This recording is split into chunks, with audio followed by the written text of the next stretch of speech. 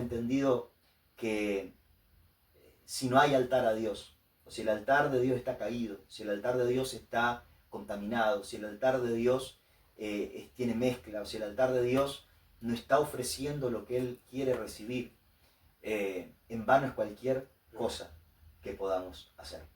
Algo que hemos entendido es que el altar no es un asunto de algo que hacemos, sino que el altar es un asunto de esencia. Muchas veces entendemos principios espirituales y los agarramos de los pelos a esos principios y los queremos llevar a cabo, pero llevamos a cabo una superficialidad y no la esencia.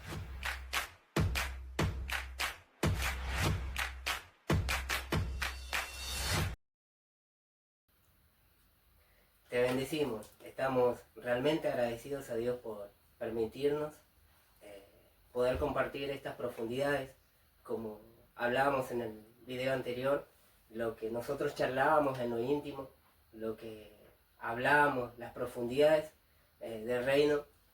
Le digo, amigo, es necesario de que esto salga a luz, es necesario de que esto lo podamos compartir, es necesario de que esto sea para edificar la iglesia de Cristo.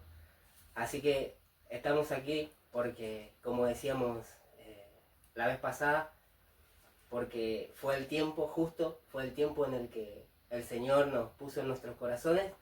Así que nada, primeramente quiero presentarme, soy Nicolás Herrera, él es nuestro pastor, somos la iglesia Tierra Fértil, pastor Nahuel Pancita.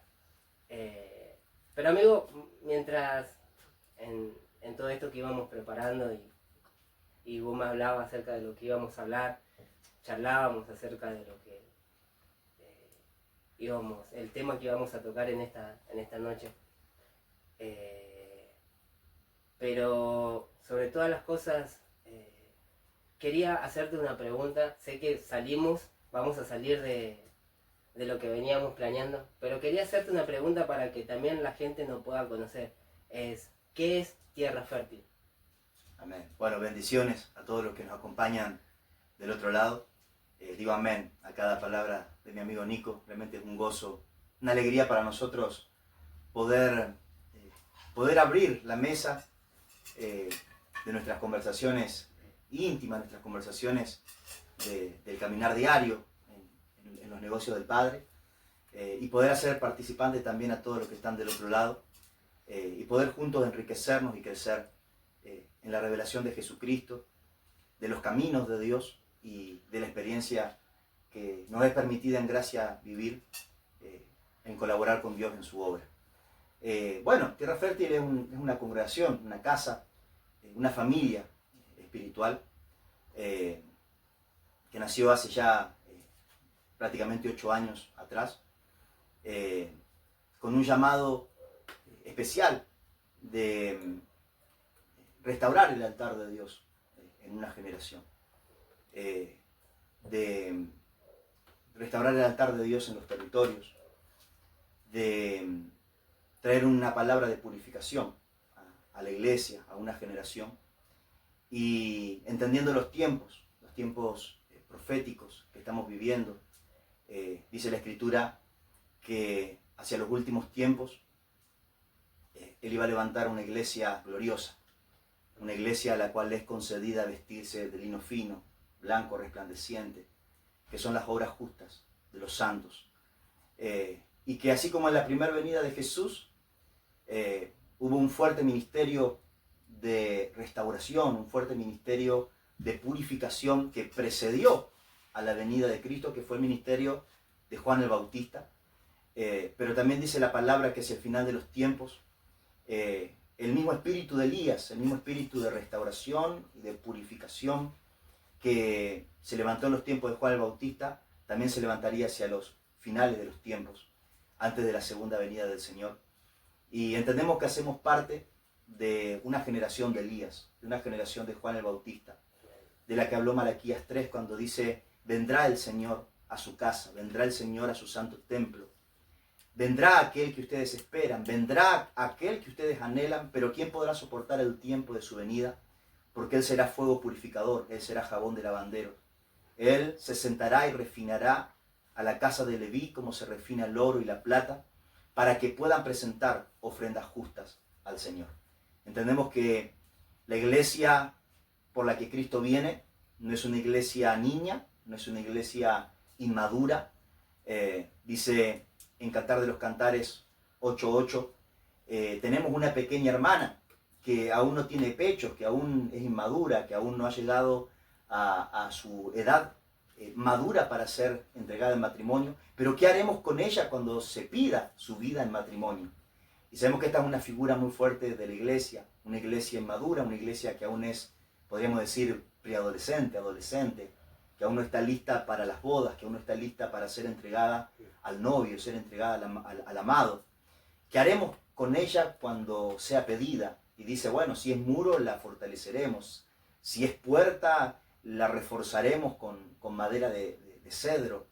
Entendemos que hay una iglesia que necesita ser fortalecida, que necesita ser perfeccionada, que necesita ser discipulada, y que el Señor está levantando como en Cantar de los Cantares a los amigos del novio que velan por la novia, que preparan a la novia, que cantan sobre el novio y enamoran el corazón de la novia del corazón del novio. Y esa es una generación de Juan el Bautista. Juan el Bautista dijo que él era un amigo del novio. Que él no era el novio, que él era un amigo del novio. Y entendemos que como casa fuimos llamados a ser esos amigos del novio que preparan a esta iglesia para ser una iglesia madura. Porque la iglesia con la que él viene a casarse, la iglesia por la cual Cristo viene, es una iglesia madura, es una iglesia de gobierno. Es una iglesia que ha sido perfeccionada para gobernar junto con Cristo. Así que ese es el manto que hemos tomado, el llamado que hemos tomado. Y así como dijo Juan el Bautista cuando le preguntaron, ¿quién eres tú? ¿Eres un profeta? ¿Eres el Cristo? Y él decía simplemente no. ¿Y entonces qué eres? Y él decía, soy una voz que clama en el desierto, como dijo el profeta Isaías. Así que hasta me parece profético, amigo, que en el video anterior no nos presentamos. Decíamos, no dijimos nuestro nombre en el video anterior, y yo sentí esto en mi corazón, porque no importa quién somos voz del que clama en el desierto. Somos parte de esas voces que se están levantando para presentar una iglesia, perfeccionar una iglesia, purificar una iglesia que esté lista para gobernar junto con Cristo. Tremendo. Amén. Tremendo. Entendía que era necesario poder dar a conocer la visión para aquellas personas que no nos conocen y dicen, ¿quiénes son estos locos? Pero amigo, entendía que sé que te saqué de lo que habíamos hablado. La tenía justo ahí a la pregunta en mi mente, pero entendía que era necesario para que la gente nos conozca, qué es Tierra Fértil, cuál es la visión, cuál es la visión que Dios puso en nuestros corazones, a vos como pastor, cuál fue la visión que puso el Señor. Y realmente la estamos viviendo, así como lo dijiste, como lo contaste. Realmente, amigo, entiendo que es un tiempo donde lo estamos viviendo, donde estamos profundizando, donde estamos caminando en esas dimensiones, donde realmente hay un celo y un amor por el cuerpo de Cristo, por la iglesia. Todo lo que hablamos, lo hablamos con amor a la iglesia, lo hablamos con amor al cuerpo. Nunca va a ser para ofender, nunca va a ser para lastimar. Realmente nos consideramos a personas y ministros, siervos que aman el cuerpo de Cristo. Así que nada, amigos, ahora sí, para entrar un poco en tema, veníamos hablando acerca de lo que era el altar verdadero. Veníamos hablando de que desde el principio Dios enseñó a levantar un altar, que Dios no solamente le enseñó a Abel, sino que también le había enseñado a Caín. Y quería por ahí quedarme un cachito. Por ahí la vez pasada no lo pudimos, digamos, profundizar o poder explicar para que no quede un malentendido. Decíamos que entendemos, en el libro de Hebreos dice que la fe viene por oír la voz de Dios. Otras versiones dice, viene por oír la palabra de Dios. Y quería poder quedarme un chiquitito en esto que Dios nos fue enseñando, que Dios nos fue mostrando. Entendemos que la Escritura muchas veces es voz de Dios para nuestras vidas. Abrimos y Dios nos habla por medio de la Escritura, pero también entendemos que hoy, en el hoy, en el ahora, en nuestro tiempo, digamos en nuestro tiempo natural, terrenal, año 2025, Dios sigue hablando a su pueblo, Dios sigue hablando a sus ministros. Y decíamos, la fe viene por oír la voz de Dios. Amén. Y decíamos que Abel escuchó a Dios. Pero también la otra parte, decíamos que también escuchó a Dios. Caín. Quería decir la parte, digamos, lo opuesto, ¿no? Dios recibió las ofrendas de Abel y no recibió la de Caín. Pero sin embargo había una voz, o sea, Dios es el que le enseñó a poder levantar un altar. Lo importante y lo que tenemos que tener en cuenta es desde qué corazón lo hicieron. Desde qué corazón levantaron un altar a Dios. Yo puedo levantar un altar a Dios correcto como un altar incorrecto. Por eso quería quedarme solamente para que se pueda entender. Ellos lo hicieron en fe. Hablábamos que ellos lo habían hecho en fe, que lo que hicieron fue porque oyeron a Dios, es porque Dios les enseñó. Pero quiero irme un poquito más atrás. Es que Dios también le ha enseñado a Adán y a Eva a levantar el altar. Quizás la Escritura no lo dice, no lo vemos, pero ellos caminaban con Dios. Ellos estaban en el huerto, ellos estaban palpando a Dios mismo. Sí, las Escrituras tienen... es muy rápido lo que vamos leyendo, pero quizás... Adán y Eva tuvieron su tiempo en el huerto y caminaron con Dios. Pero bueno, para no irme de temas, porque de hecho es interesante ver que el primer sacrificio que se hizo de animales después de la caída de Adán y Eva fue cuando Dios mismo hizo pieles para ellos, para cubrirlos. Desde ahí se empieza a ver un principio de derramamiento de sangre para poder cubrir la desnudez del hombre, y desde ahí puede ser que haya un primer indicio de Dios enseñando un camino. Sí. Que ahora es necesario construir un camino, aunque imperfecto, pero que empezaba a profetizar al Cordero que iba a ser inmolado en la cruz del Calvario. Tremendo. Sí, tremendo. Amén. Sí. Y hablábamos también un poco de lo que es acerca de Samuel. Hablábamos un poquito acerca de cómo Dios habló a Samuel, lo que iba a hacer con la casa de Elí, cómo esto fue muy fuerte y quedó grabado en nuestros corazones, de cómo Dios fue tajante con Samuel, fue tajante en el sentido cuando le habló, fue fuerte las palabras que les dijo. Pero bueno, fuimos hablando un poquito de todo esto. No sé si recordás algo más, amigo. Sí. Bueno, sobre todas las cosas, estuvimos hablando de la importancia del altar. La importancia que la figura del altar tiene en la vida de fe, en la vida espiritual y en la obra de la iglesia.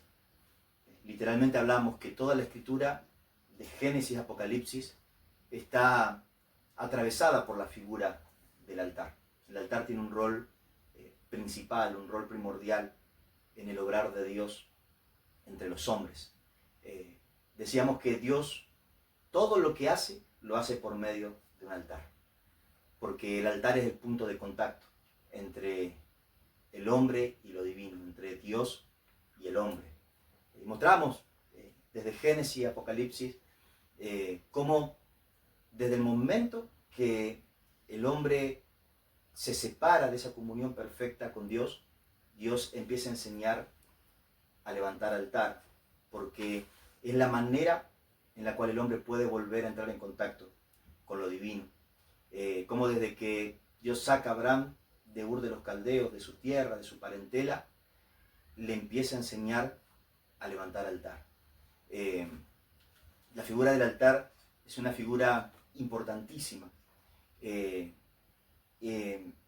Incluso en lo que hablamos al principio, de lo que entendemos que esta generación está viviendo en los planes de Dios, en los tiempos proféticos.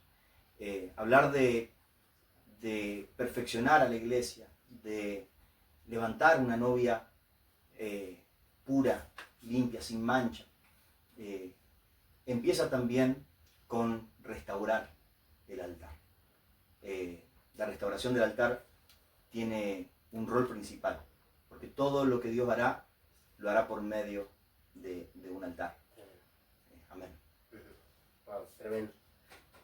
La verdad que mientras hablaba pensaba, digo, wow, qué tremendo estas cosas, qué tremendo profundizar en todo esto, profundizar en las escrituras, las revelaciones, los misterios que hay en ellas. Y me diste pie a poder ahora sí comenzar con el tema que veníamos charlando y veníamos hablando. En el video anterior quedamos y di por ahí una puntita de que nos cuentes cómo fue el proceso para entrar a las tierras en la cual pudimos entrar en este tiempo, cómo fue la vivencia de poder levantar un altar en territorios hostiles, cómo fue la vivencia, experimentar aún en nosotros mismos lo que fue levantar un altar y que otros altares caigan, al levantar un altar verdadero y que altares falsos empiecen a caer y ver con nuestros propios ojos las manifestaciones de Dios. Lo espiritual como se fue gestando, lo espiritual como se fue manifestando. Y aún así lo fuimos viendo. ¿Cómo fue ese proceso, amigo? ¿Cómo lo viviste vos? Sé que nosotros lo hablamos, pero para que podamos entrar en esto de lo que fue restaurar altar, en esto que fue levantar un altar en lugares donde quizás no había un altar a Dios, en otros lugares donde había altar a Dios, pero era necesario restaurarlo. Tremenda esa pregunta, amigo, muy interesante. Porque podríamos decir que el estado de un territorio es el reflejo del estado de la iglesia en ese territorio. El estado espiritual de una región, de un barrio, de una ciudad, aún de una nación, es el reflejo del estado espiritual del sacerdocio de Dios, de ese territorio. Y podríamos decir que el estado del sacerdocio es el resultado del estado del altar de ese sacerdocio. Por eso querer perfeccionar a la iglesia en cosas más superficiales, como si la doctrina está correcta o si está incorrecta, si una interpretación bíblica que está predicando está correcta o incorrecta, o si las canciones que cantan son bíblicas o si tienen alguna falla. Querer empezar a perfeccionar a la iglesia desde estos aspectos superficiales, pero sin discernir el estado de su altar, es hacer un cambio estético, un maquillaje.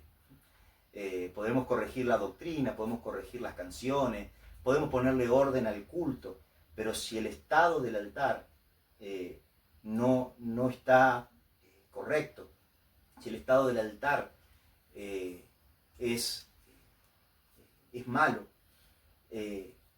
por más que restauremos todas las demás cosas, no va a fluir lo que tiene que fluir en ese lugar. Muchas veces cuando hablamos de de purificar a la iglesia, cuando hablamos de perfeccionar a los santos, de colaborar con el Señor en emblanquecer los vestidos de la novia, pensamos en cosas que no son incorrectas, pero son una superficie.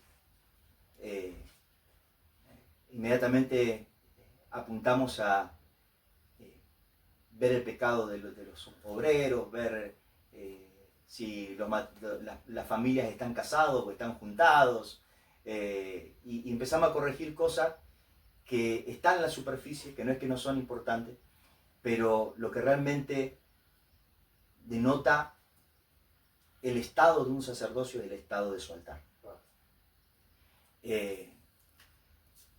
Y vemos en las Escrituras que la voz profética, siempre que se levantaba a juzgar el estado del altar. Desde el joven profeta y el viejo profeta, esta historia tan conocida, Elías pregonando contra Acab y Jezabel, fueron voces proféticas que se levantaron a juzgar el estado del altar. Porque el estado del altar era el provocador del estado del sacerdocio. El estado del sacerdocio era lo que definía el estado de la nación, el estado del territorio. Y con esto hemos entendido que muchas veces, como iglesia, al hacer la obra de Dios, toda nuestra confianza descansa en lo que podemos hacer. Descansa en si tenemos músicos, descansa en si tenemos evangelistas, si tenemos intercesores, si tenemos gente que trabaje con los niños.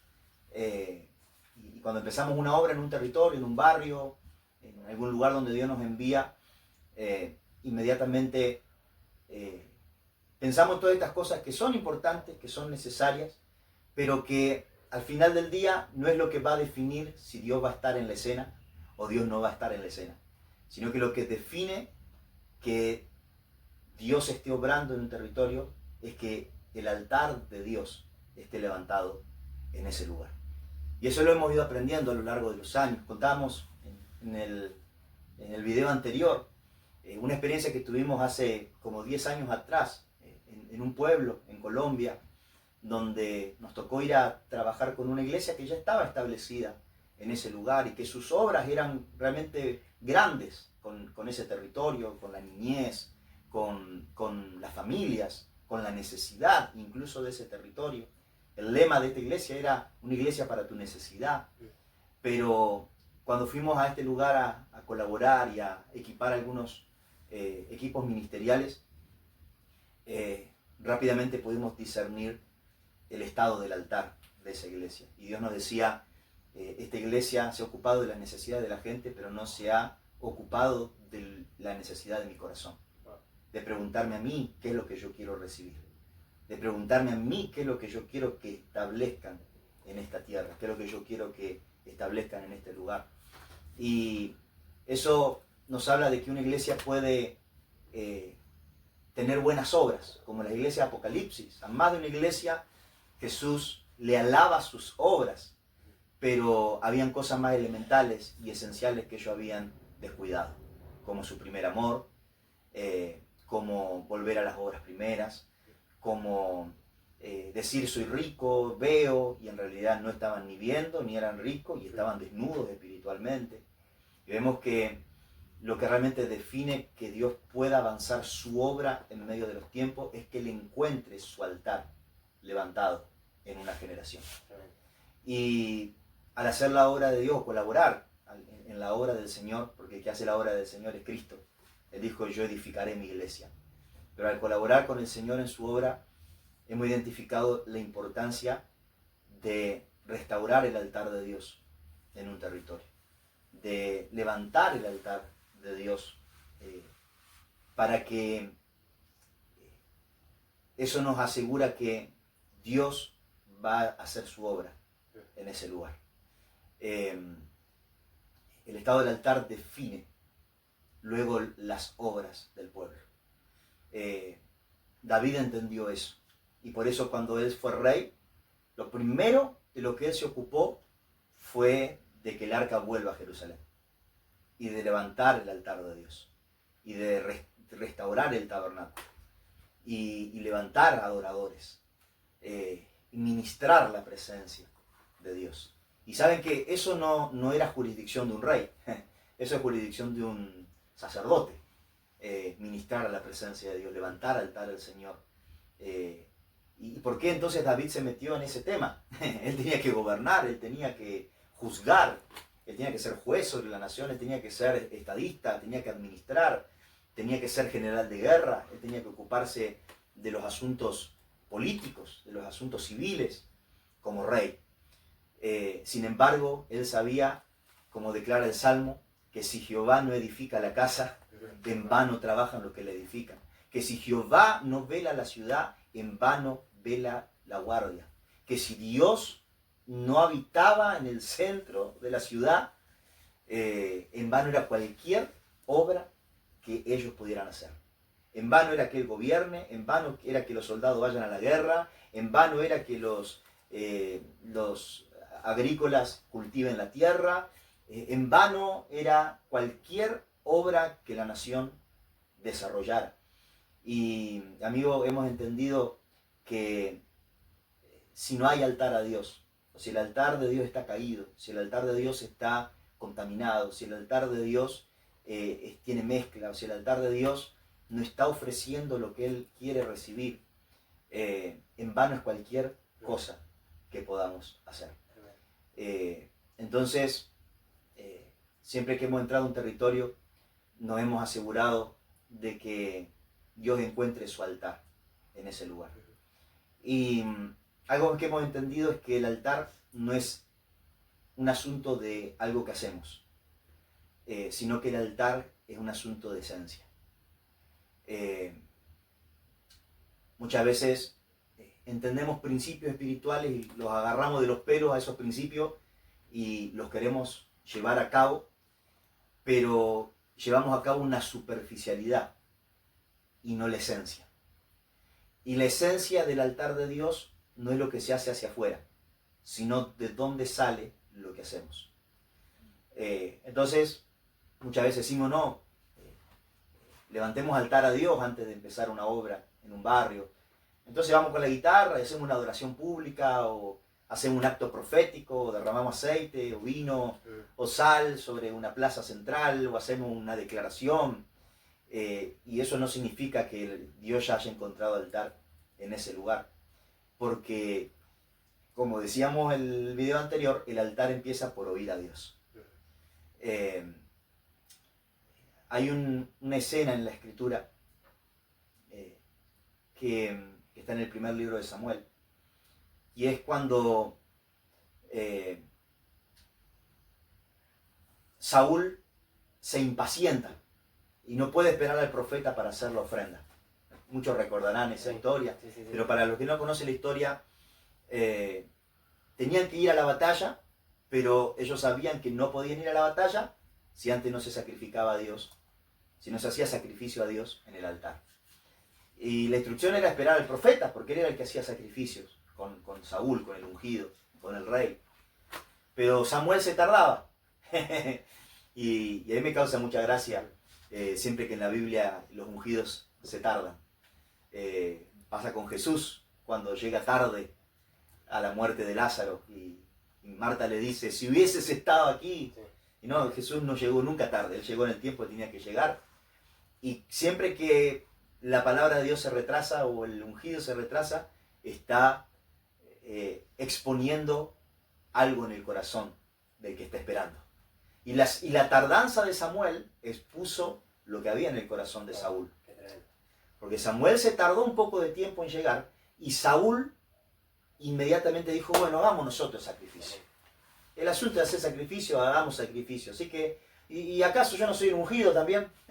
A mí no me ungió Samuel, soy el ungido de Jehová, no soy el ungido de Jehová. Bueno, así que él hizo el sacrificio y ahí mientras estaba haciendo el asadito, Mientras estaba haciendo el sacrificio llega el profeta y le dice que locamente actuó. Y ahí él dice una palabra que es un principio espiritual. Dice que para Dios más importante que sacrificio es la obediencia. Y que más importante que holocausto es el oír al Señor. Así que más importante, iglesia, que cualquier cosa que quieras ofrecer a Dios es escuchar al Señor. Amén. Y más importante que cualquier sacrificio, yo sé que hay gente muy sacrificada en la obra de Dios. De hecho, la iglesia de Éfeso en Apocalipsis era una iglesia muy sacrificada. He visto tus obras, he visto tu arduo trabajo, he visto que resististe a los falsos. Oh, es una iglesia celosa de la palabra, celosa de Dios, que expusiste a los falsos apóstoles. Es una iglesia poderosa en obra, pero dice la Biblia, dice el profeta Samuel, que para Dios más importante que tu sacrificio es tu obediencia. Así que más poderoso que 1000 obras que podamos hacer es la obediencia a Cristo. Es la obediencia a Dios. Más valor tiene en el reino de los cielos un solo acto de obediencia que 1000 actos que Dios nunca pidió. Más eco en la eternidad hace y más legado espiritual deja para las generaciones un solo acto de obediencia que muchas obras, pero que Dios nunca pidió. Tremendo eso. Y hemos entendido esto a la hora de entrar en un territorio.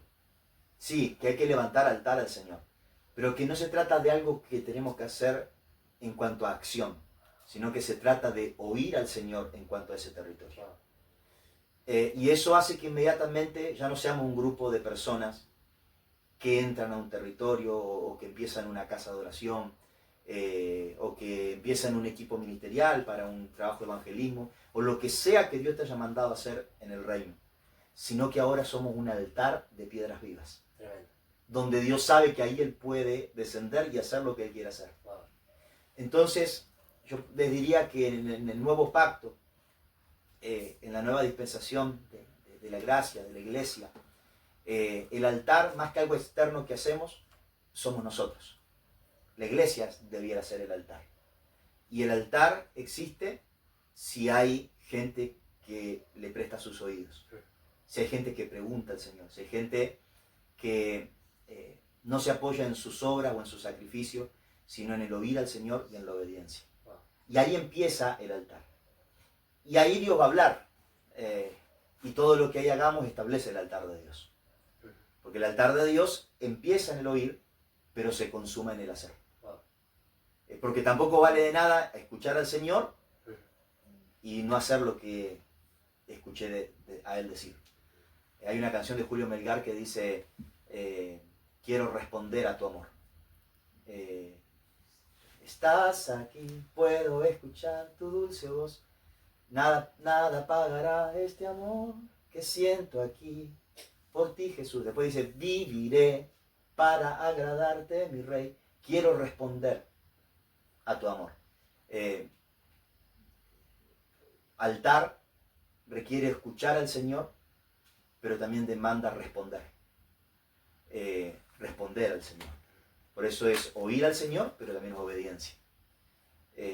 Entonces diría que es vital en toda la obra del Señor asegurarnos de que esté el altar de Dios restaurado.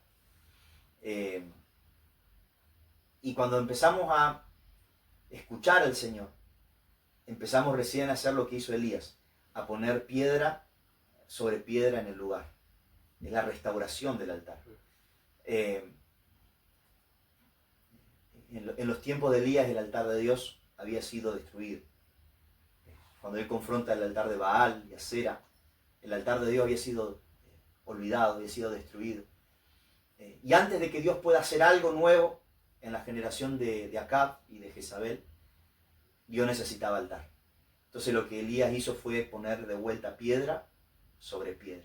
Cuando hay una iglesia que empieza a preguntarle al Señor, que empieza a inquirir en Dios, que empieza a preguntarle qué es lo que Él quiere recibir, es el equivalente a un Elías que empieza a poner piedra sobre piedra en el lugar correcto. Está restaurando el altar de Dios. Pero eso no significa que el altar ya esté restaurado y ya esté purificado y ya Dios encuentre libertad para hacer lo que tiene que hacer. Y por eso cuando hemos empezado a levantar el altar de Dios como iglesia, lo que le siguió fueron tiempos de tremenda purificación. Porque una vez que se restaura el altar de Dios, cuando Elías restaura el altar de Dios, lo siguiente que pasa es que ahora tiene que poner el sacrificio. Ahora tiene que poner la ofrenda. Ahora el altar va a demandar cosas que tienen que morir. Y después que pone uno la ofrenda, Dios manda fuego del cielo. Y eso es purificación. Una vez que uno restaura el altar, uno dice, bueno, a partir de ahí Dios va a empezar a obrar a través nuestro, tu abuela. No, no necesariamente. Desde que Él encuentra altar en su iglesia, Él ahora puede empezar a purificar a su iglesia. Él no puede empezar a purificar a alguien que primero no le da lugar. No puede empezar a perfeccionar a alguien que primero no le dice, heme aquí. Y cuando uno restaura el altar de Dios, no lo hace para que inmediatamente Dios empiece a trabajar en el territorio, para que ahora Dios pueda perfeccionar su obra en su altar, para que Dios empiece a trabajar en su iglesia. Entonces, siempre que hemos empezado a restaurar el altar de Dios en La Plata, cuando hemos empezado la congregación, uno empieza una iglesia, inmediatamente dice, bueno, ¿cuándo van a llegar las almas? ¿Cuándo van a llegar los nuevos convertidos? Y cuando uno realmente levanta altar al Señor, lo primero que debiera empezar a experimentar son procesos de purificación, donde Dios va a empezar a trabajar en el vaso para poder usarlo. Si uno empieza una obra y lo que inmediatamente empieza a pasar es cosecha y uno agrega gente, o uno alcanza al perdido, no digo que esté mal, pero muchas veces no son obras que están naciendo del altar de Dios, sino del activismo.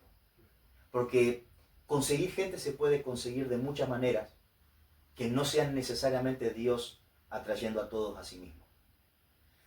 Yo siempre digo, yo tengo 32 años, pero más de 20 años en el ministerio. Porque desde los 8 o 9 años empecé a colaborar con mis padres y con nuestros primeros pastores en la obra del Señor, en la adoración, en el evangelismo.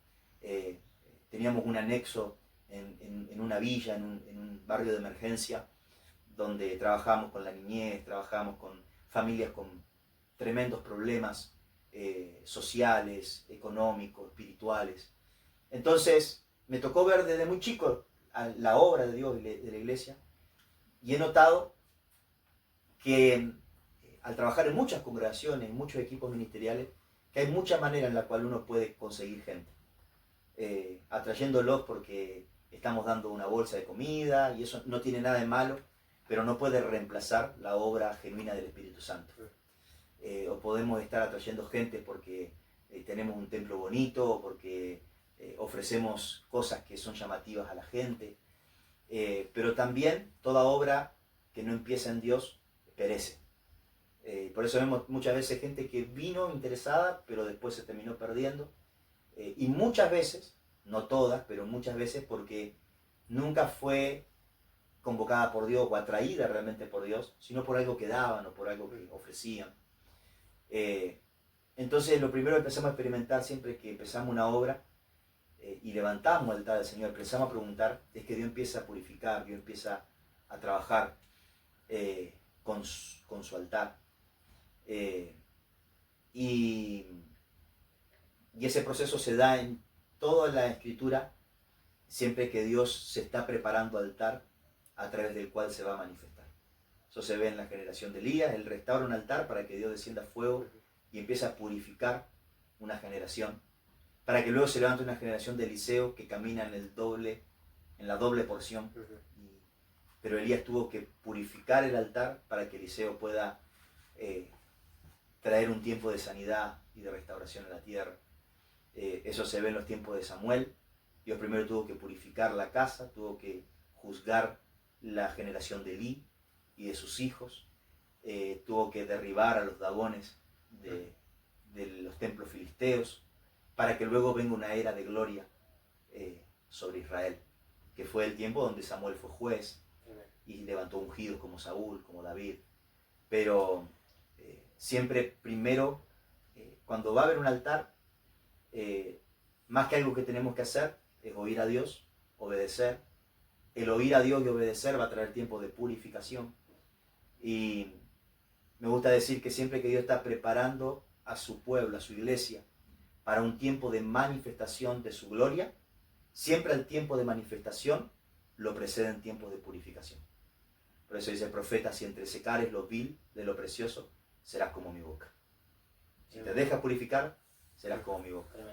Estoy hablando mucho, amigo, me parece. Pero no, bien. El ángel tuvo que tocar la boca de Isaías para que entonces él pueda ser enviado. Amén. Qué tremendo, amigo, lo que contabas. Sabes que mientras hablaba, algo que habíamos hablado en el video anterior, era que no habíamos entrado alocadamente. No entramos a lo guapo, golpeando todo, sino que entramos primeramente reconociendo, ¿no?, el lugar, viendo qué es lo que se estaba moviendo en esos territorios. Creo que es muy importante esto, y que lo puedas compartir de las formas que lo hemos hablado. No entramos alocadamente, sino que entramos reconociendo el territorio. Creo que esa es la palabra justa. Estudiando el territorio, viendo el lugar. Hablamos un poquito de eso, amigo. Amén. Bueno, la Escritura nos anima que no ignoremos las maquinaciones del enemigo. Una de las cosas en las cuales Dios nos ha procesado, nos ha enseñado mucho como equipo ministerial es acerca de la guerra espiritual. Siempre tratamos de manejar el asunto de guerra espiritual desde una sobriedad, desde un correcto equilibrio, porque muchas veces cuando hay un ministerio de guerra espiritual, a veces hablamos más del diablo que de Cristo, o nos enfocamos más en los brujos que están trabajando, en los falsos altares, y aunque es una realidad que existe, perdemos el foco de la victoria de Cristo y de la autoridad que Él le ha delegado a la iglesia. Pero lo cierto es que a lo largo de los años hemos tenido que ir profundizando en principios y en dinámicas de guerra espiritual, porque por más que queramos esquivarla, no podemos esquivarla. Me gusta decir que la guerra espiritual no es para las hermanitas de intercesión, no es para algún profeta muy ungido que hace guerra espiritual a alto nivel y de forma territorial, sino que la guerra espiritual es una realidad de todo creyente.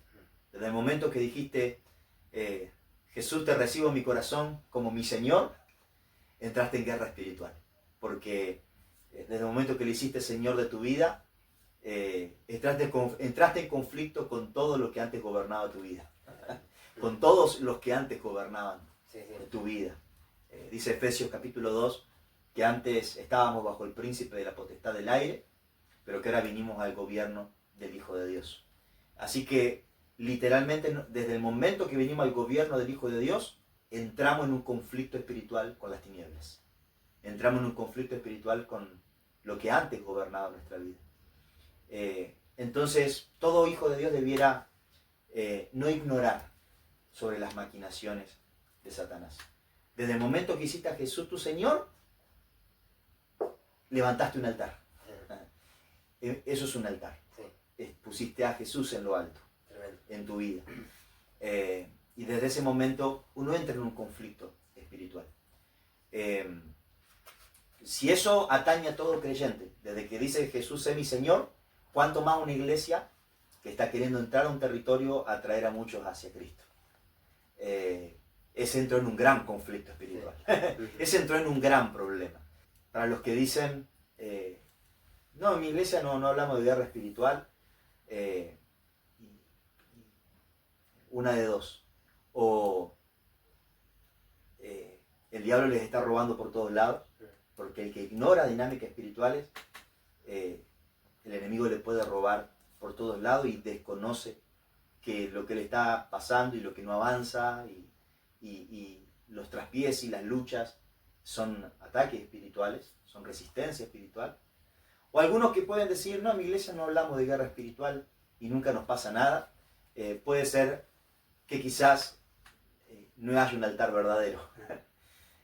O que el altar de esa iglesia no represente ninguna amenaza para las tinieblas. Y eso es un gran problema. Si una vez escuché a un predicador decir que si el enemigo no te está resistiendo frente a frente tus obras, es porque quizás estás yendo en la misma dirección que el enemigo. Si no está chocándote con resistencia, es porque quizás estás yendo en la misma dirección, no le representas ninguna amenaza. Dice, no, mi iglesia es de sana doctrina, y el enemigo dice, mientras vivan un evangelio seco, sin vida espiritual, sin arrebatarle nada a las tinieblas, yo no tengo por qué atacarlo, y más, los va a bendecir. Los va a animar. Los va a animar, no va a tocarlos porque no le representa ninguna amenaza. Pero donde el reino de los cielos está siendo anunciado y está siendo manifestado, Jesús dice que hay violencia espiritual. Tremendo. El reino desde los tiempos de Juan el Bautista sufre violencia y los violentos lo arrebatan. Entonces no debiéramos ignorar sobre guerra espiritual y sobre dinámicas espirituales. Sea que seas un creyente que apenas dijo Jesús es mi Señor, entraste en un conflicto espiritual. Pero cuánto más si eres la iglesia que está entrando en un territorio para arrebatar almas al infierno, para establecer el reino en ese lugar. Ese está en un gran conflicto espiritual. Y vemos en la Escritura que Moisés mandó 2 espías a observar la tierra, a conocer a qué se estaban enfrentando. Y esto es un principio no solamente para los conflictos espirituales, sino para los conflictos naturales también. Sí. Todo aquel que se va a embarcar en algo y no reconoce o no conoce las dificultades de lo que se va a embarcar, se va a encontrar con imprevistos, se va a encontrar con situaciones, con circunstancias que no estaba anticipado. Y entonces va a tener que trabajar el doble o el triple, pues va a tener que saber cómo resolver cada cosa. Eso desde alguien que va a cocinar una receta y no te dicen, pero cuidado porque capaz que el aceite se te puede quemar o el caramelo se te puede pegar. Si alguien desconoce los riesgos a los que se puede enfrentar al encarar algo, va a tener doble trabajo, triple trabajo. Y por eso Moisés manda que primero observen la tierra. El fin de Moisés no era que se llenen de miedo, no era vean si podemos entrar o no podemos entrar. No, Moisés, Dios le dijo la tierra que le había entregado, es suya por heredad. Pero aún sabiendo que Dios no entrega algo, como decías, no es bueno entrar como locos. A mí Dios me dijo, hay gente que tiene una fe desmedida. Está bien tener fe, lo que está mal ser negligente. Lo que está mal es ser necios, exactamente. La necedad no es buena. Moisés sabía que Dios le entregó esa tierra y puede que haya gente que diga, no, a mí Dios me dijo. Pero no basta solo que Dios te diga, sino que también disciernas, que también sepas con qué fuerza Dios te manda, con quién Dios te manda. No solo es importante saber a dónde te envía Dios, sino con quién te envía. Hay gente que sabe dónde Dios lo envía, pero no con quién tiene que aliarse para entrar a ese lugar. O no sabe a qué se va a enfrentar. Y hemos aprendido este principio. Saber a qué nos vamos a enfrentar. Y quién se va a levantar cuando queramos establecer el altar de Dios en ese lugar. Y quisiera agregar esto. No lo aprendimos por sabios. Lo aprendimos por necios. O por ignorantes. Hay 2 maneras de aprender en la vida. O por experiencia o por sabiduría. Por experiencia es el que se dio la cabeza contra la pared Sí. y por experiencia sabe, así Claro. no se hace, Ujú. entonces prueba de otra manera. Y por sabiduría es el que escuchó al que lo hizo antes. Entonces adquiere un conocimiento que le permite no repetir los errores del que lo hizo antes. Siempre existe una generación pionera que le toca darse la cabeza contra la pared, que le toca conocer por experiencia cosas, pero siempre que Dios levante una generación que conoce por experiencia, es con el fin de que detrás de esa generación se levante una generación que conozca por sabiduría. Y lo cierto es que nosotros aprendimos por experiencia, por entrar a ciertos territorios y luego experimentar todas las dificultades espirituales de desconocer a qué nos enfrentábamos al entrar a ese lugar. Entrar a un lugar y decir, vamos a hacer una reunión en tal lugar y que se pinchen ruedas, que gente se accidente antes de llegar al lugar, o retaliaciones, represalias tremendas después de esa reunión, después de esa actividad. Tocó una vez entrar en una ciudad en la que hoy estamos trabajando, pero entrar en esa ciudad fue muchas pruebas y error. Una vez hicimos una reunión ahí, para mí fue gloriosa porque se predicó la palabra y hubo liberación, y hubo ministración, pero después tuve 2 semanas que creí que me moría, donde no podía asimilar ni agua, que la vomitaba, y una represalia espiritual porque desconocía los altares que habitaban en esa tierra, los gigantes que rodeaban esa tierra, quién gobernaba esa tierra, cuál era el hombre fuerte de ese territorio. Y amado, en todo lugar donde va a penetrar el Evangelio, donde va a entrar, hay alguien que gobierna esa tierra. Y Jesús dijo que mientras el hombre fuerte gobierna la casa está tranquila, hasta que uno más fuerte se levanta. Y sabemos que ese más fuerte es Cristo. Pero hay un principio ahí, que la casa está tranquila hasta que alguien más fuerte se levante. Y ahí ya no está tranquilo el hombre fuerte. Y ya no está tranquila la casa. Hay una turbulencia, hay una confrontación. Y hemos aprendido antes de entrar en una tierra, primero preguntar mucho en oración. No solamente saber qué tierra Dios nos entregó, sino cómo la vamos a tomar. Josué no tomó cada tierra de la misma manera. Hubo tierras que él las tomó por la espada, pero a Jericó Dios le dijo, rodeen la tierra por 7 días. Y luego le dijo, peguen un grito, y los muros cayeron. Y eso es algo que se salía de la norma, eso es que nos habla, que no toda tierra se toma de la misma manera. Alguien puede decir, no, yo ya levanté una iglesia antes, yo ya sé lo que es entrar a un barrio y levantar una iglesia. Tu abuela, no sabes nada. Dependemos de Dios en cada paso que damos. Y de pronto entrar en la ciudad de Hudson no fue lo mismo que empezar en La Plata. Y entrar en Ensenada no fue lo mismo que entrar en Hudson. Y uno se debe mantener dependiente de Dios a cada paso.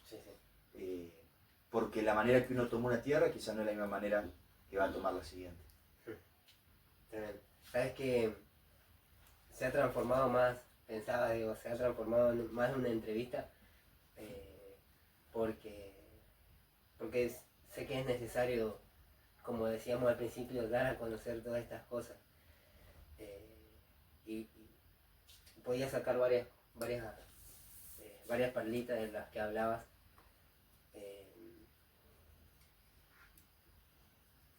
Como dijimos, no entramos alocadamente, sino que, o sea, en su momento pasamos, entramos chocándonos la pared, como dijiste, aprendiendo por experiencia, pero por eso era necesario estos videos para poder dar a conocer de que la tierra, que quizás Dios te dijo que la tomes, no siempre va a ser, bueno, ya tengo la voz de Dios, ya tengo la palabra de Dios, ahora me meto a la tierra. Sino que necesitas ser sabio, entendido en los tiempos de Dios, entendido en lo que Dios está diciendo. Decíamos que para levantar un altar era necesario de que haya voz de Dios, una guía de Dios, una instrucción del Espíritu Santo. ¿Cómo lo vamos a hacer? ¿En qué momento lo vamos a hacer? Porque, como decía, podemos entrar al territorio, pero después hay retaliación. Después nuestro mismo cuerpo lo empieza a percibir, a sentir. Entonces, es importante, amados, amada iglesia, que podamos entender los tiempos en el que decimos, bueno, ahora es Dios, como decía hace un momento con respecto a Josué, o sea que Josué entendió los tiempos de Dios. Cada día Israel tenía que dar una vuelta, pero en el séptimo, o sea, fue un entendido de los tiempos, fue un entendido de la voz de Dios, entendió de que el territorio no se tomaba de la misma manera que en la batalla anterior. Y como iglesia debemos ser entendidos en los tiempos de Dios, en el que Dios te dice, ahora grita.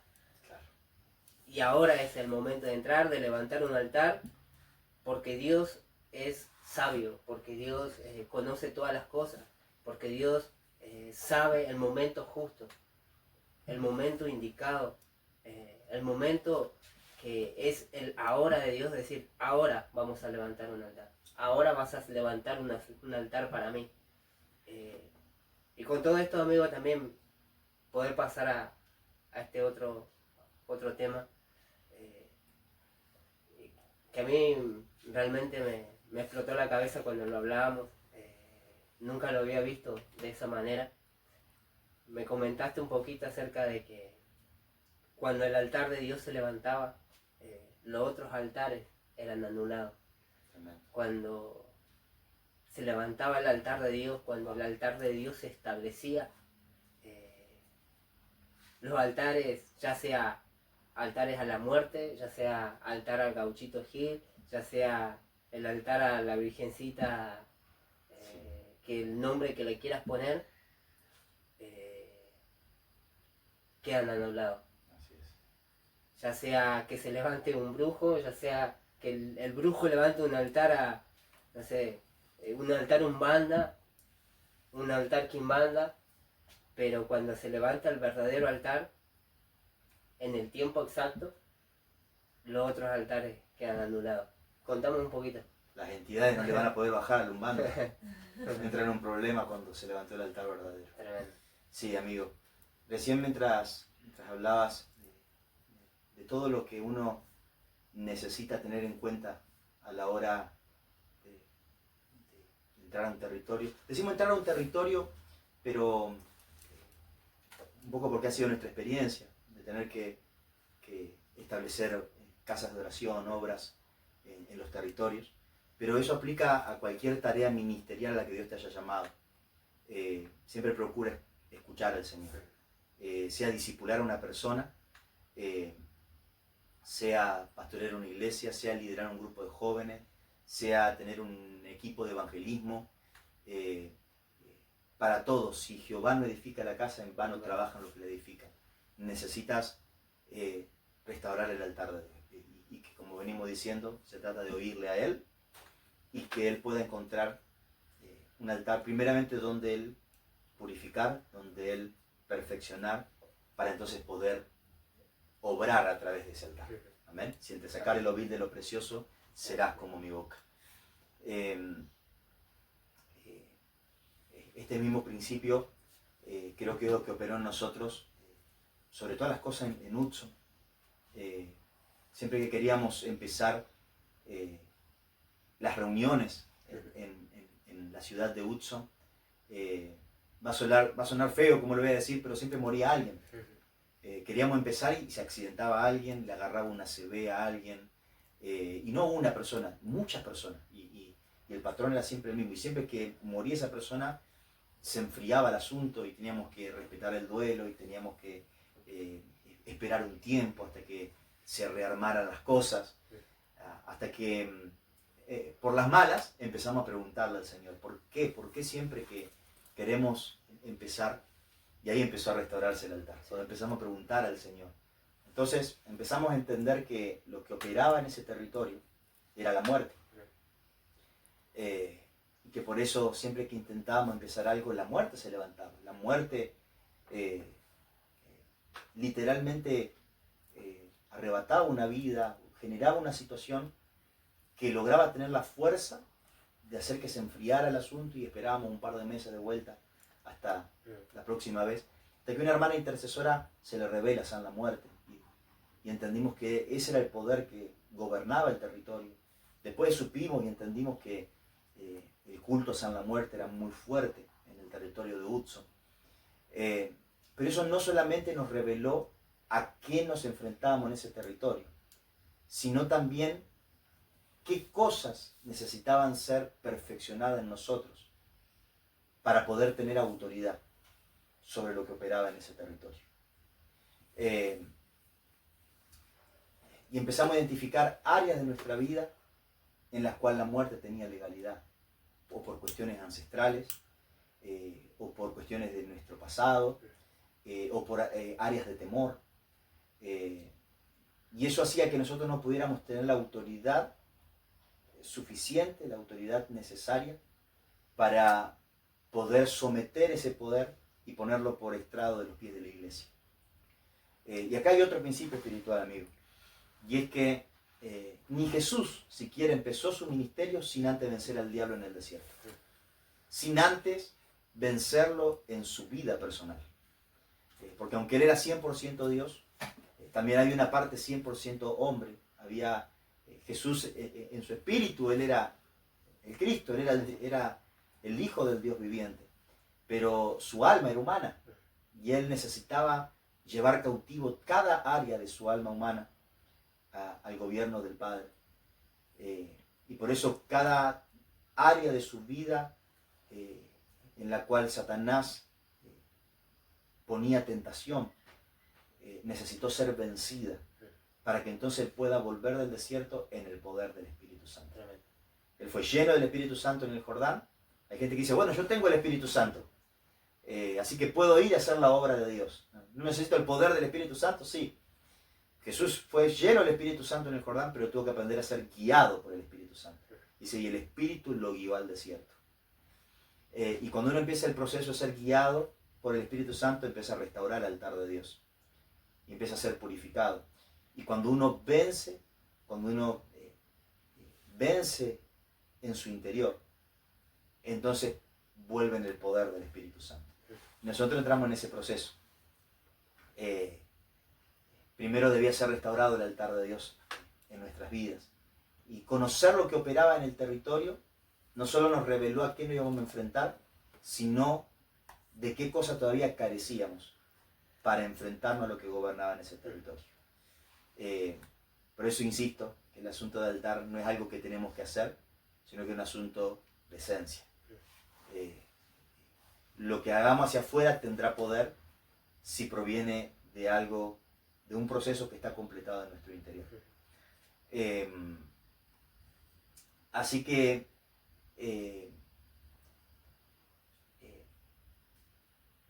cuando hay un altar genuino,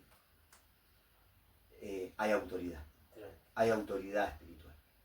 Entonces entramos a este territorio,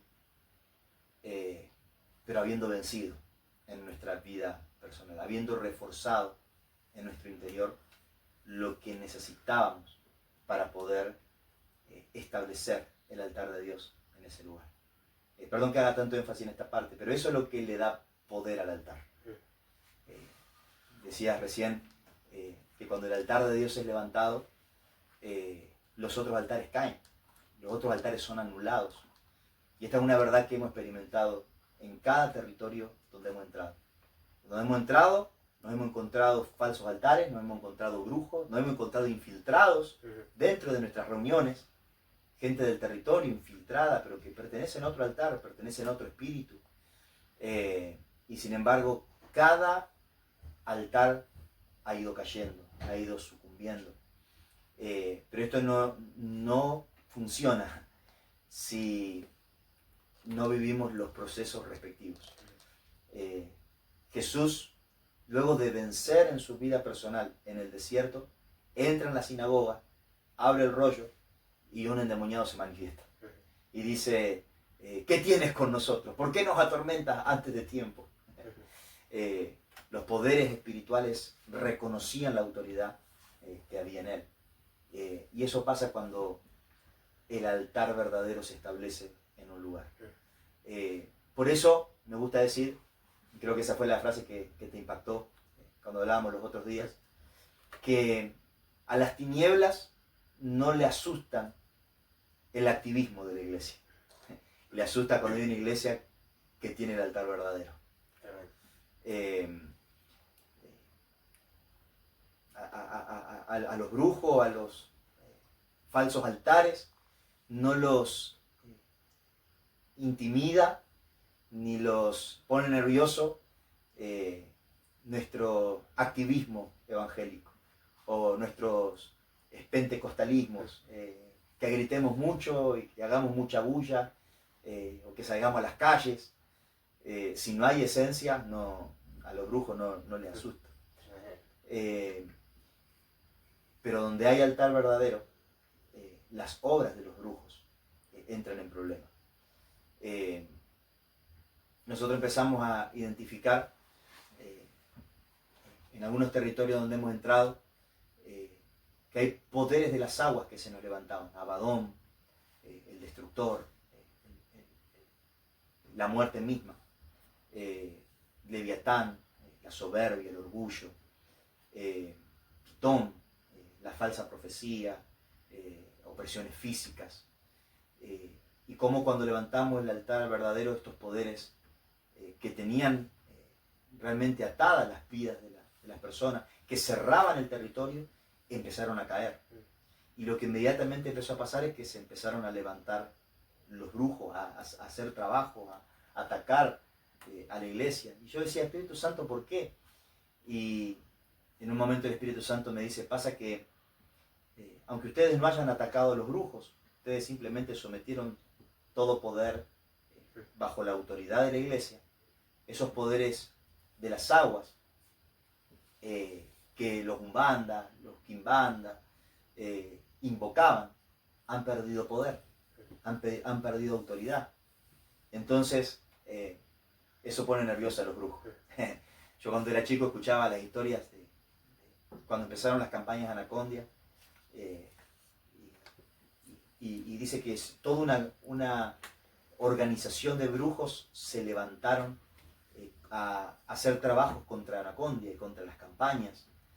Y yo decía, y claro, si las multitudes estaban corriendo a las campañas, y gente que antes consultaba al brujo, consultaba al tarot, ahora iban a la campaña porque sabían ahí que Dios hablaba, y que ahí Dios sanaba, y que ahí Dios restauraba la familia, y ahí Dios restauraba los matrimonios. Entonces los brujos empezaron a perder su trabajo. Yo podía entender que los brujos se levantaran contra Anacondia porque estaba convocando las multitudes. Pero yo decía, ¿por qué se levantan contra nosotros? Estamos empezando una casa de oración. Hasta que empecé a entender que desde que el altar verdadero se levanta y la autoridad de la iglesia se establece en un territorio, y todo poder del territorio empieza a ser llevado por estrado de los pies de la iglesia, en el nombre de Jesús, los brujos y los falsos profetas, los falsos sacerdotes entran en un problema. Y ahí descubrí el verdadero poder de la iglesia. Nosotros pensamos que nuestro activismo pone nerviosos a los brujos, y mientras los brujos pueden consultar a sus demonios, pueden bajar sus entidades, ellos no les asusta la actividad de la iglesia. Pero cuando la iglesia restauró el altar del Dios verdadero, ellos entran en un verdadero conflicto. Una vez veía una entrevista de un profeta a una divina, y él se disfrazó de reportero. Él fue a indagar cómo trabajaba esta adivina. Y ella le decía, bueno, yo acá prendo esta vela y acá yo uso esto, y sacudía unas calaveras. Y decía, y así bajan las entidades, y yo le pregunto cosas sobre esa persona. Y ese era el trabajo de esa divina. Y en un momento dijo, bueno, podés hacer para las cámaras una demostración de lo que vos haces. Y esta mujer empieza a tratar de bajar la entidad y las entidades no bajan. Y en un momento le dice a este profeta, ¿quién eres tú?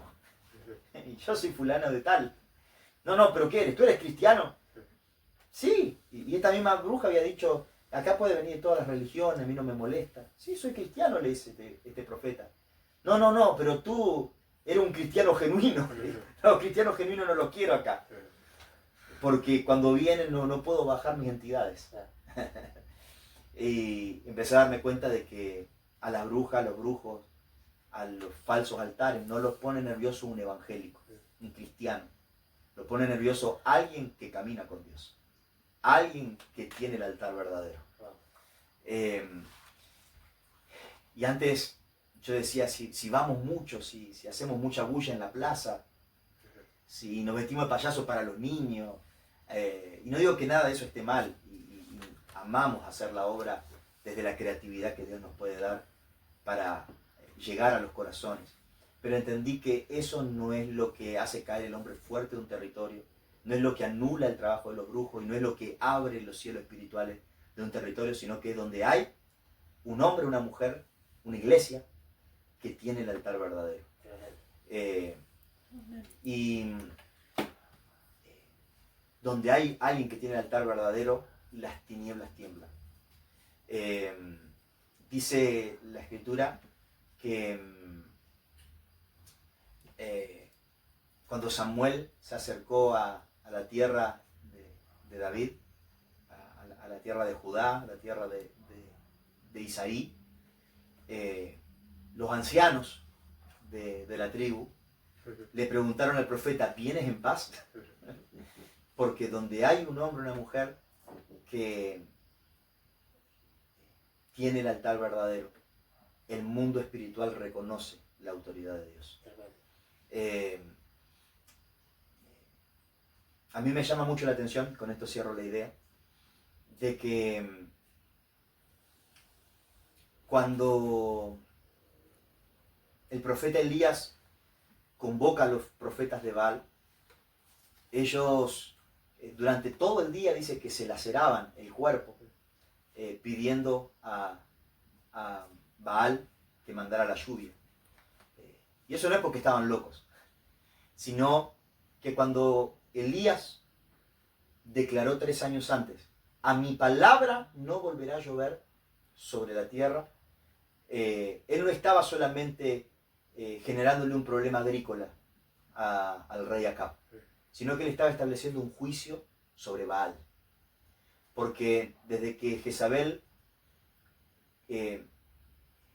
aconsejó o convenció a Acab de adorar a Baal, estaban adorando a un dios que traía lluvia sobre la tierra.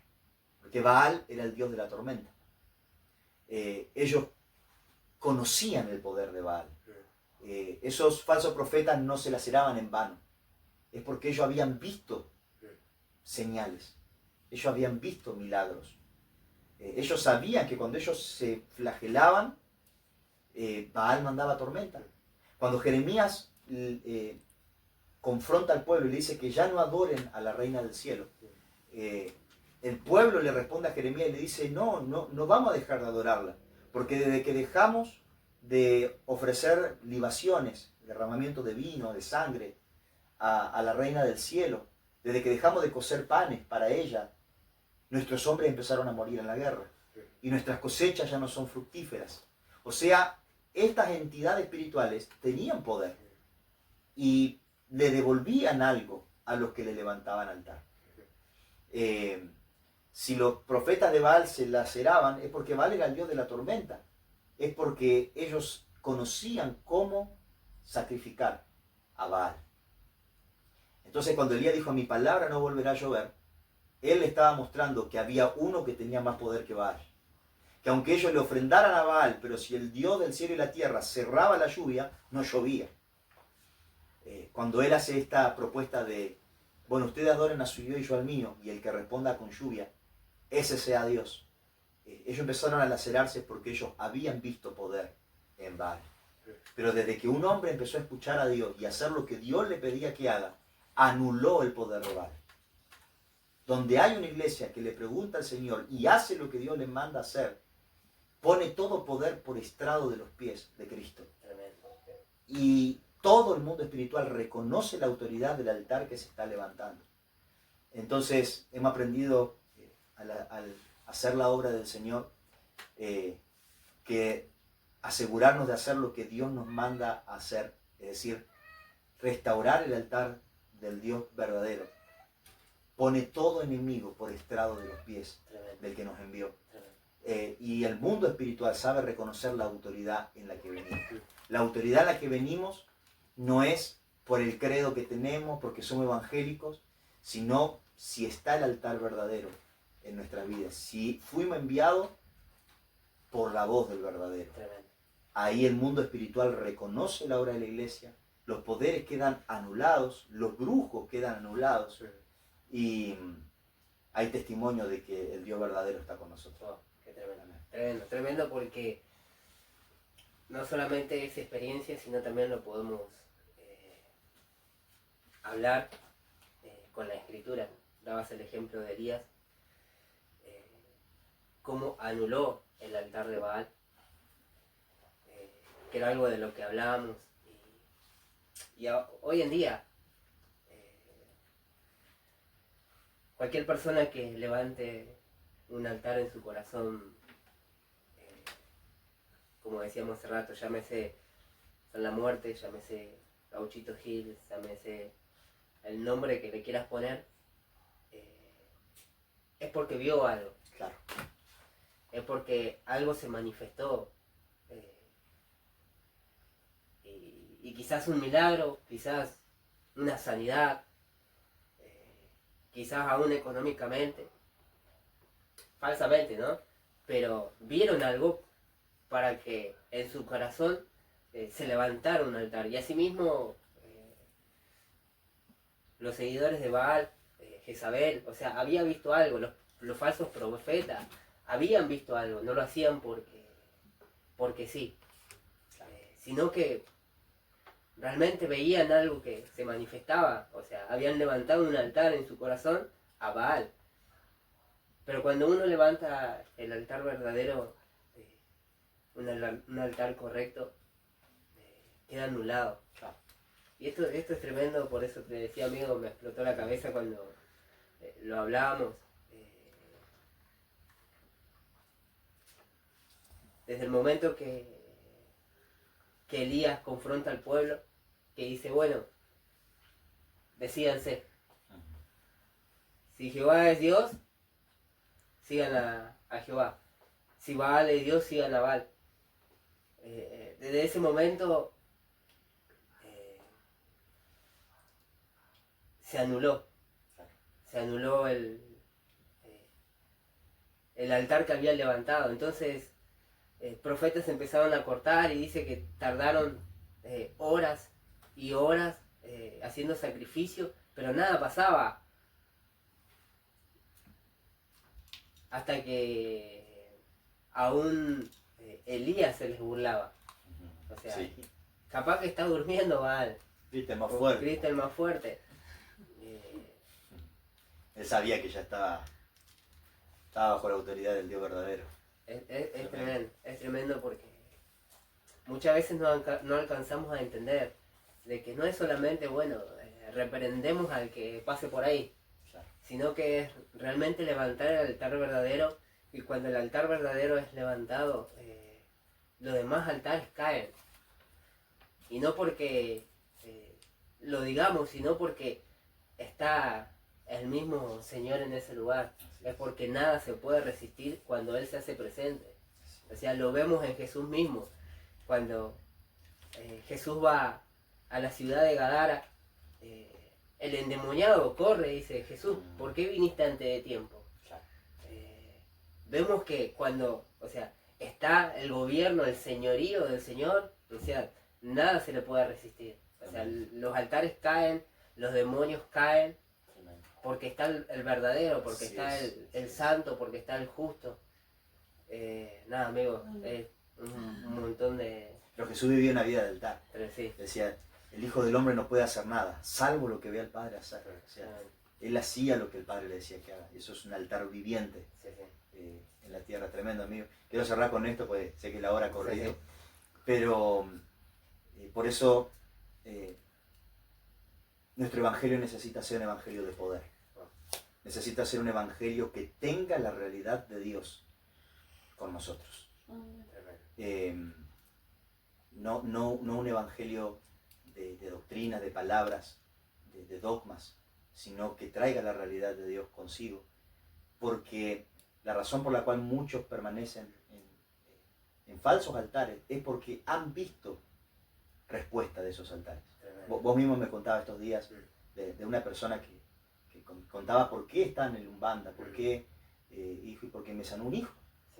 Entonces hay testimonio detrás, pero hay un principio que yo aprendí al levantar el altar verdadero tantas veces y enfrentar falsos altares, y es que al igual que en los tiempos de Moisés, los brujos pueden replicar cosas. Moisés convertía la vara en serpiente, los brujos podían convertir la vara en serpiente, pero solo la vara de Moisés se come la vara de los brujos. Me impactó una vez que Carlos Anacondia dice cómo se le ocurrió orar por las emplomaduras de muela. Dice, porque un muchacho hizo un pacto con el diablo, y la manera que Satanás le prometió fama, mujeres y no sé cuántas, éxito. La manera que selló ese pacto fue emplomándole la muela. Y Carlos dijo, wow, qué tremendo, ¿quién no tiene una muela cariada? Cómo Satanás lo usó como señal para esa persona, y él empezó a orar por las muelas. Y la gente empezó a emplomársele las muelas. Y este muchacho que llegó a la campaña, la emplomadura que tenía se le desintegró. O sea, brujos pueden hacer cosas, pero solo la serpiente de Moisés se come la serpiente de los brujos. Y gente que llega a las reuniones habiendo visto obras, gente que nos ha llegado haciendo pactos de sangre, habiendo visto poder, pudiendo atar gente por mucho tiempo por medio de pacto de sangre, pero cuando llegan al altar verdadero, reprendemos todo pacto de sangre y la gente larga la sangre por la boca, por la nariz. Y vieron poder allá, pero nunca vieron que los brujos anulen lo que el Espíritu de Dios hace. Pero sí, un cristiano no se manifiesta en un altar umbanda. Una persona llena del Espíritu Santo no es liberada del Espíritu Santo en un altar de un brujo. Pero sí cualquier pacto que cualquier brujo, cualquier diablo haga en el altar verdadero es deshecho. Los yugos se pudren. Solo la serpiente de Moisés se come la de los brujos. Por eso necesitamos poder. Pero que, como decía recién, no es hacer locura. Bueno, poder, reprendo. Cuando uno se asegura de estar haciendo lo que Dios mandó a hacer, no camina en un evangelio de palabras, camina en la realidad de Dios. Y salieron los discípulos después que Jesús los comisionó y predicaron el evangelio y bautizaban en el nombre del Padre, el Hijo y el Espíritu Santo, y las señales confirmaban todo lo que ellos decían. O sea, donde hay un Elías que habla lo que Dios le mandó a hablar, Dios no dudará en respaldar con fuego del cielo. Habrá poder, habrá realidad de Dios. Tremendo, amigo. Por eso necesitamos levantar la cara. Es así, amén, es así.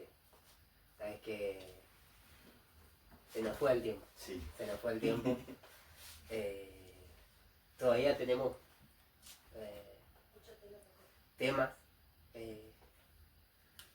Todavía tenemos este tema, el altar verdadero, pero podemos desglosarlo, podemos seguir hablando, podemos seguir sacando ramas, porque es muy profundo. Sí. Dijiste algo acerca de que me gustaría que lo podamos hablar en el video que viene, de que Jesús era un altar viviente. ¿no? No para que lo hablemos ahora, pero sí cuando uno camina en esa vivencia de que es un altar caminando. Y esto me explota la cabeza, o sea, de entender que somos un altar caminando, un altar en mi trabajo, un altar en mis estudios, un altar en el lugar donde esté, soy un altar. Nada, amigo, tenemos para hablar, tenemos para hablar acerca de cuando el altar juzga su pueblo, cuando el altar juzga la tierra. Así que nada, se nos pasó el tiempo. Damos gracias a Dios. Me gustaría terminar orando. Sí. Terminar orando por los que están viendo este video y después te paso para que te despidas. Porque creo que el Señor está restaurando su altar en esta generación. Dios está restaurando su altar en la iglesia. Creo que Jesús está caminando en medio de las iglesias como en Apocalipsis. Y está restaurando su altar en cada congregación, en cada equipo ministerial, en cada siervo, cada sierva de Dios que nos esté mirando, cada hijo genuino que esté buscando lo puro del corazón de Dios. Ahí está Dios restaurando su altar. Y donde hay una generación que el altar de Dios está siendo restaurado, habrá realidad de Dios por medio de la iglesia. Así que me gustaría orar. Padre, te doy gracias porque tú estás levantando una iglesia gloriosa en estos últimos tiempos. Gracias porque tú estás restaurando tu altar en esta generación. Y yo oro, Señor, por esos Samueles que están creciendo cerca del altar. Oro por esos Samueles que están aprendiendo a ministrar al Señor. Oro por esos Samueles que quizás no tienen linaje sacerdotal como Samuel, no tienen experiencia.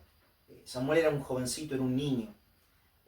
No tenía las aptitudes para calificar como un profeta de Dios, como un restaurador de altares, como un sacerdote, como un juez para su generación. Pero tuvo una virtud, y es permanecer aprendiendo a ministrar al Señor. Aún bajo las órdenes de un Elí lleno de errores, un Elí imperfecto, pero que si una virtud tuvo fue poner a Samuel en el lugar correcto. Y siento como hay personas que han estado permaneciendo en el lugar correcto. Hay gente que ha permanecido por años sirviendo en un ministerio, siendo fieles en lo poco, pero aún sin saber hacia dónde este camino los está llevando. Pero todo aquel que está buscando como Samuel aprender a ministrar al Señor, darle al Señor lo que Él quiere recibir, se encontrará con la voz de Dios. Y posiblemente este video pueda ser una de las herramientas a través de las cuales Dios empiece a hablar con muchos Samueles. Y yo oro, Señor, por esos Samueles para que puedan decir, como dijo Samuel, habla, tu siervo oye. Porque ese es el principio de la restauración de un altar. Que haya alguien que esté permaneciendo, aprendiendo a ministrar al Señor hasta que Dios le diga, Samuel, y puedan responder ese llamado. Aleluya. Puedan decir, habla, tu hijo escucha. Habla, tu hija escucha. Y Dios va a empezar a hablar con tu vida. Y Dios necesita solamente alguien que se ponga en la brecha. Necesita alguien que esté buscando lo que el altar está hablando. Y yo oro para que venga purificación a tu vida. Para que la voz de Dios empiece a entresacar lo vil de lo precioso. Porque ahí donde Dios encuentre un Samuel, vendrá limpieza para la casa. Vendrá limpieza para la iglesia donde has permanecido. Vendrá limpieza para la familia donde Dios te plantó. Vendrá limpieza para la casa donde vives. Vendrá limpieza para el ámbito que administras, el ámbito que habitas. Y Dios empezará a entresacar lo vil de lo precioso. Y cuando la purificación visita a la iglesia, visita la casa, el arca luego fue llevado al templo de los filisteos. Y Dagón empezó a caer y los sacerdotes de Dagón empezaron a sucumbir. Porque cuando Dios encuentra una iglesia que empieza a ser purificada, todos los poderes que atentaban contra esa iglesia empiezan a sucumbir. Yo declaro que ahí donde hay un Samuel escuchando, la voz de Dios empezará a visitar. La voz de Dios empezará a purificar. Las casas serán limpiadas, las iglesias serán purificadas, los altares serán purificados. Y eso permitirá que se levante una iglesia de autoridad que juzga los poderes de los territorios, que juzga los falsos altares y prepara un nuevo tiempo y una nueva era para los territorios. Una era de gloria, una era de manifestación del cielo en la tierra. Lo declaramos en el nombre de Cristo Jesús. Amén. Amén. Amén. Amén. Amén. Damos gracias a Dios. Damos gracias a Dios por este tiempo. Damos gracias a Dios por estas profundidades que podemos hablar y podemos compartir. Le bendecimos este tiempo que hemos vivido, pero bendecimos a la iglesia de Cristo, bendecimos su cuerpo. Amigo. Amén. Todavía tenemos temas para seguir charlando, así que los invitamos a que pueda seguirnos en estos transcursos de días, de tiempo, donde vamos a ir subiendo estos videos, podcast, charlas, como les quieran poner, como le quieran llamar, entrevistas. Por momentos se transforman en entrevistas, pero nada, saludamos a la iglesia de Cristo, saludamos al cuerpo de Cristo, le bendecimos, les amamos. Amén, los amamos y Cristo ama a la iglesia. Amén. Aunque estamos hablando de una palabra fuerte, purificación del altar, pero aunque Jesús tenía que purificar cada iglesia de Apocalipsis, pero cuando Juan lo ve que tiene las 7 iglesias en su mano. Tremendo. Y él camina en medio de la iglesia y él ama a la iglesia. Así que Jesús te ama. Amén. Amén.